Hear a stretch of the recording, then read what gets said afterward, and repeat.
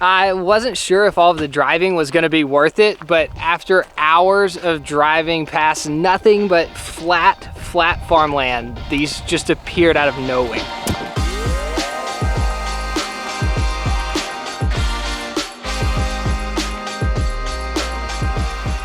We're Kara and Nate. We've spent the last 4 years traveling to 100 countries. But 2020 brought us back to the United States, where we purchased a converted Sprinter van to spend the summer exploring our home country. Our face is so sweaty.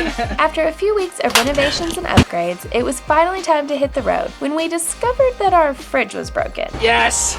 Woo! So our first stop as full-time van lifers was a refrigerator warehouse in Lexington, Kentucky. After a quick repair, we resumed the original plan and started heading west through southern Illinois farmland. Our first stop was St. Louis, Missouri, where we frolicked under the world's largest arch and devoured a few local favorites at our friend's barbecue restaurant.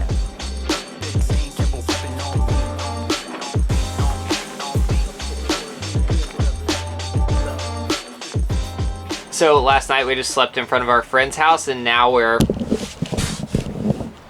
just hanging out in the Target parking lot trying to figure out what the plans are for today. We've driven 550 miles over the last 2 days, and the goal is to get to Estes Park, Colorado in the next 3 or 4, so we still have over 900 miles to go.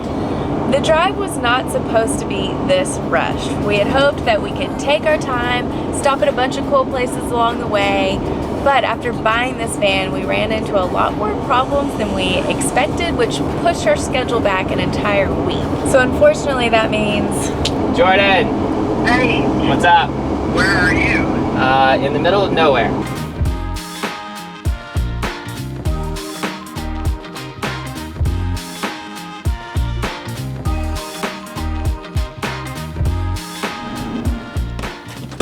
We have just arrived in Kansas City, which is home to the world's largest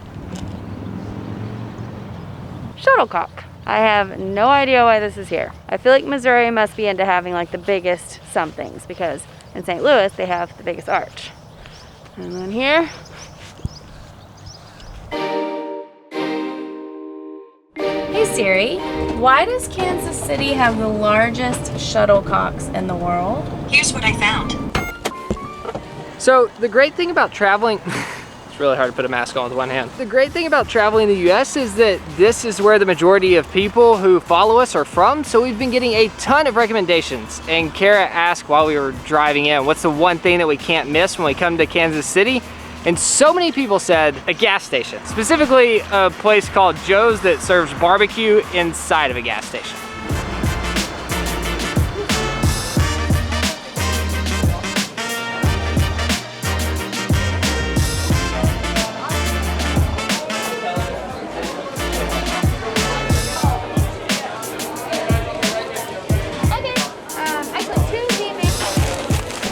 Oh, this smells incredible. So our goal on this trip is to enjoy as many local favorites as safely as possible, so we're taking the barbecue back to the van. Quickly! So the thing to get at Joe's is a sandwich called the Z-Man. And we talked to a local while we were in there, and he told us that we had to get the Z-Man with burnt ends, which I'd never heard of before. So we'll see what that means. So a Z-Man sandwich is a toasted Kaiser bun with fresh pickles, fried onion rings, barbecue sauce, melted smoked provolone cheese, and burnt ends, whatever those are. This is going to be awesome. I don't even, where do I, I'm like, I have such high expectations. Okay.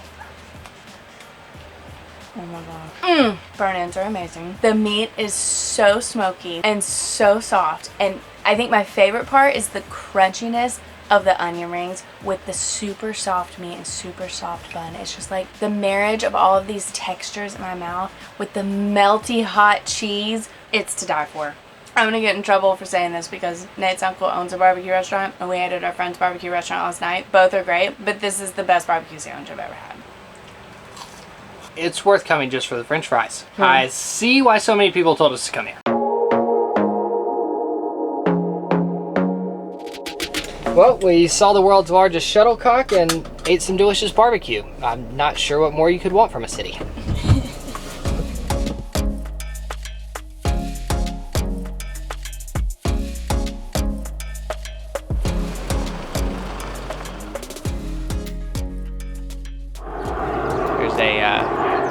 fighter jet.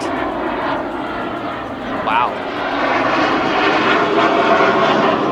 So after 2 days of rain and clouds, the power that we get from our solar panels was running low, so last night we decided to get a campsite so we could charge everything back up. Unfortunately, when we plugged it in,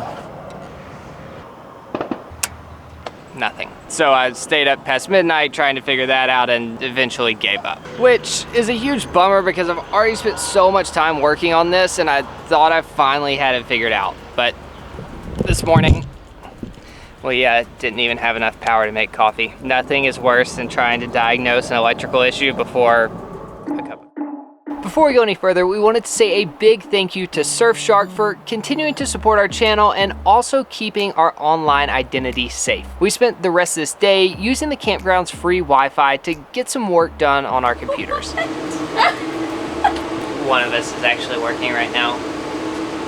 And as usual, we use Surfshark's VPN to keep our data safe online.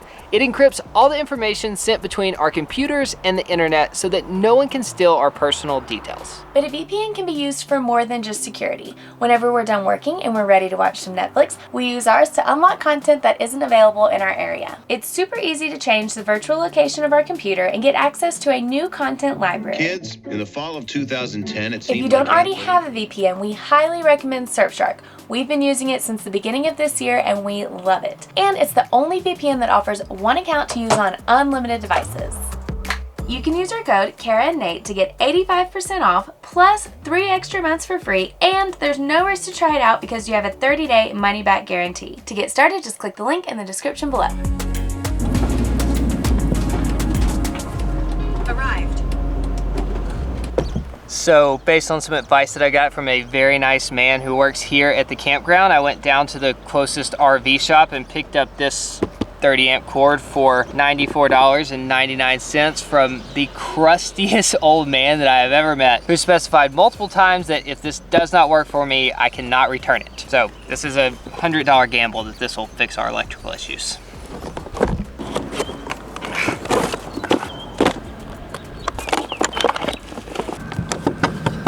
Okay, I'm about to flip this breaker. It takes 15 seconds for the inverter to switch to charging mode. So if in 15 seconds after I flip this breaker, it trips, then we've just wasted $100. Oh!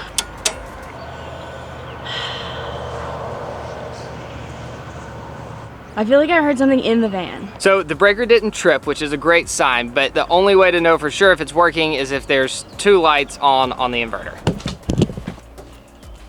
I'm so nervous. Yes! It's working! It's working! Actually, it just appears that it's working. The only way to know for sure is if we open the app. It says 36%.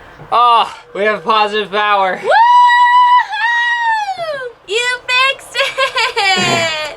So it might not seem like a big deal, like, oh, your battery's running low, but the thing is that we have gel batteries in this van, and it's really bad when the batteries get below 50%. It decreases the lifespan, and they've gotten down to 30%, so it's just been kind of like this constant stress that's been hanging over my head of how am I gonna fix this and get these charged back up. Oh, I'm so happy.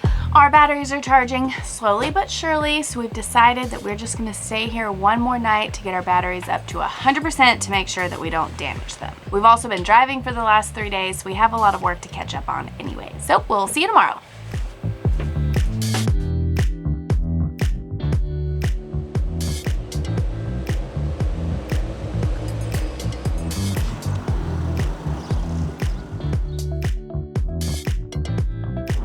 Good morning. We are charged to almost 100% and we are back on the road today. We have 2 stops that we're really excited about, and the first one is an hour and a half away.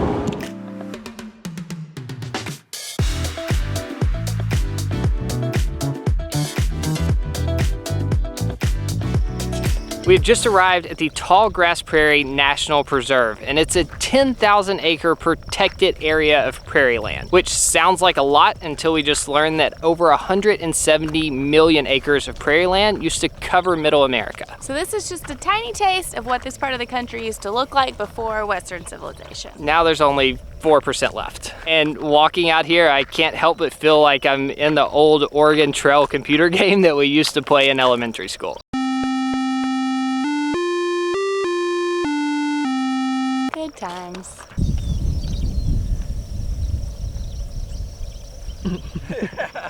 I know how fast they can move. They're fast. Its head is so big.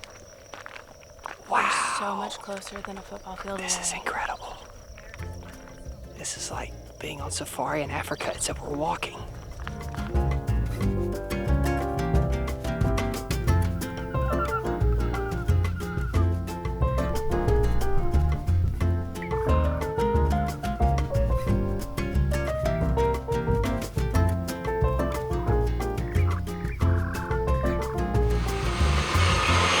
Making a couple quick smoothies before we hit the road for another 4.5 hours.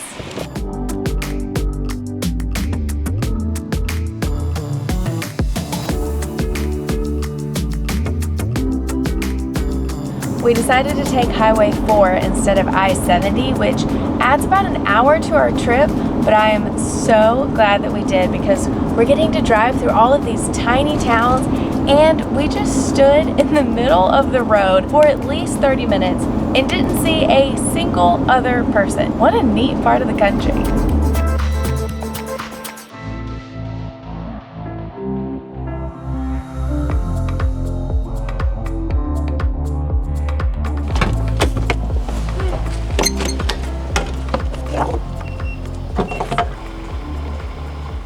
I feel like Kansas gets a bad rap when it comes to road trips, but I think the flatness is beautiful. Maybe it's because I'm from Tennessee and you never get to see for so far because of all of the hills and the trees, but it's been kind of nice. Also, as of today, face masks are required in public in Kansas, which I think is a great thing. We've already been doing it, but now it's the law. Got some caffeine. So Google Maps had us turn down this random dirt road, and all of a sudden there was this giant field full of prairie dogs. I've never seen them in the wild before, and they're everywhere. They were everywhere. Now they're in their holes. Please get away. He's watching, you see him? I wasn't sure if all of the driving was gonna be worth it, but after hours of driving past nothing but flat farmland, these just appeared out of nowhere. They're called the Chalk Pyramids, and the only way to get here is by driving down a gravel road into the middle of nowhere, Kansas.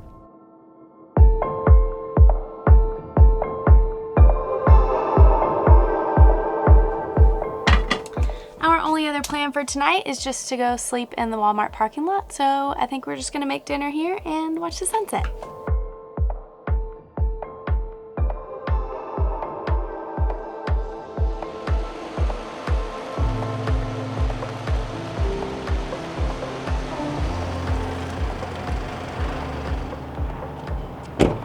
Well, this is home for the night. It's almost 11 and we're going to sleep. Not exactly glamorous, but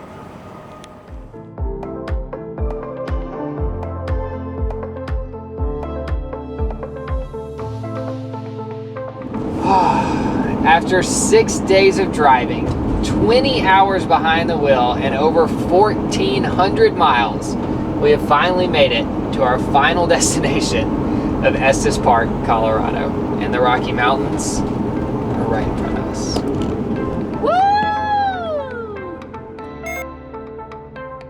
We had to drive about an hour and a half to Walmart last night in the dark, and we hit so many bugs that it sounded like it was raining.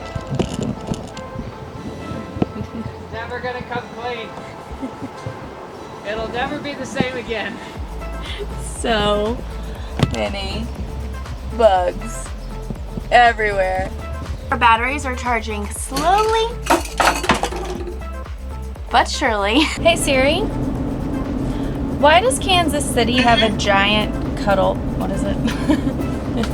Okay, I found this on the web for why does Kansas City Giant cuddle. Check it out. According to the internet, inspiration for the shuttlecocks came from a painting in the museum by Frederick Remington that featured Native Americans wearing feathered headdresses, coupled with a satellite image of the museum grounds that resembled a grassy ball court. The shuttlecocks are in the park in the lawn right in front of the art museum. Pretty random.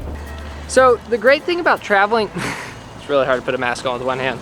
So, dang it.